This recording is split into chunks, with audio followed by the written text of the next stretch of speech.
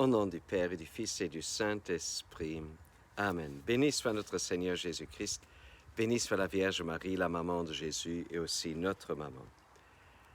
Et chers frères et sœurs, écoutons encore une belle parabole de Jésus. Le royaume des cieux est comparable au maître d'un domaine qui sortit au petit jour afin d'embaucher des ouvriers pour sa vigne.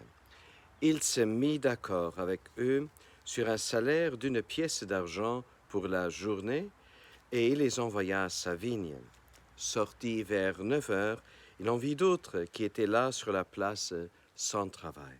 Il leur dit, « Allez vous aussi à ma vigne, et je vous donnerai ce qui est juste. » Ils y allèrent. Il sortit de nouveau vers midi, puis vers 3 heures, et fit de même vers 5 heures. Il sortit encore, en trouva d'autres qui étaient là, et leur dit, « Pourquoi êtes-vous restés là toute la journée sans rien faire ?»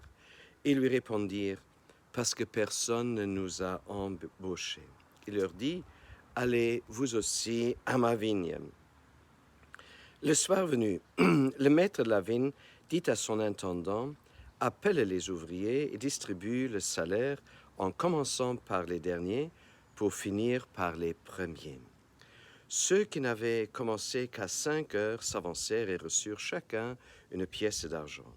Quand vint le tour des premiers, ils pensaient recevoir davantage, mais ils reçurent eux aussi chacun une pièce d'argent. En la recevant, ils récriminaient contre le maître du domaine.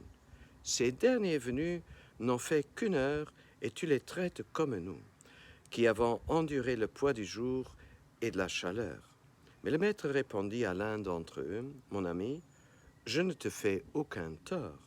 N'as-tu pas été d'accord avec moi pour une pièce d'argent? Prends ce qui te revient et va-t'en.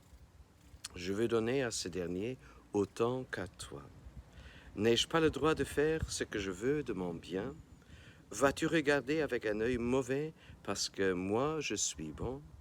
Ainsi, les derniers seront les premiers et les premiers seront derniers. » Chers frères et sœurs, d'abord, il faut regarder le denier, la pièce d'argent d'un jour. C'était le salaire d'un ouvrier de ce temps-là, d'un père de famille, le salaire avec lequel il pouvait nourrir sa famille. Alors, la réaction des premiers, elle est très intéressante, parce qu'en fait, ils s'attendaient à recevoir davantage, parce qu'ils avaient travaillé toute la journée. Chers frères et sœurs, dans le royaume de Dieu, dans l'Église, dans la vie de l'Église, parfois, il peut y avoir aussi cette situation-là où quelqu'un est reconnu comme nous sommes reconnus, et nous qui avons déjà travaillé longtemps, pendant des années, dans la vigne du Seigneur. Et nous attendons à recevoir ceci ou cela, reconnaissance, ou même aussi dans notre travail, avoir davantage d'argent. Et chers frères et sœurs, la réponse du maître, elle est tout juste. Il dit, je ne te fais aucun tort. On s'était mis d'accord sur ce salaire. Mais ce salaire, en vérité, c'est quoi? Alors Dieu, le Père, il est le maître de la vigne.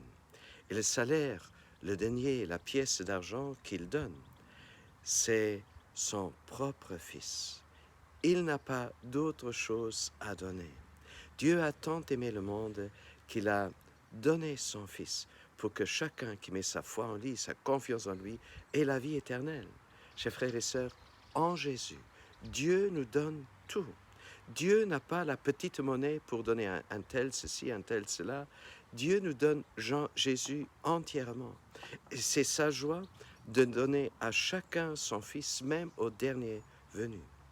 Et encore ceci, chers frères, chères sœurs, est-ce que nous ne devrions pas être heureux de pouvoir vivre cette grâce, de vivre avec Jésus depuis longtemps, de partager longtemps notre vie avec lui et de pouvoir le connaître, qu'il porte avec nous notre croix? Et ne devrions-nous pas avoir la joie qu'enfin des derniers venus, enfin, ils reconnaissent Jésus et qu'ils trouvent aussi la joie de connaître Jésus?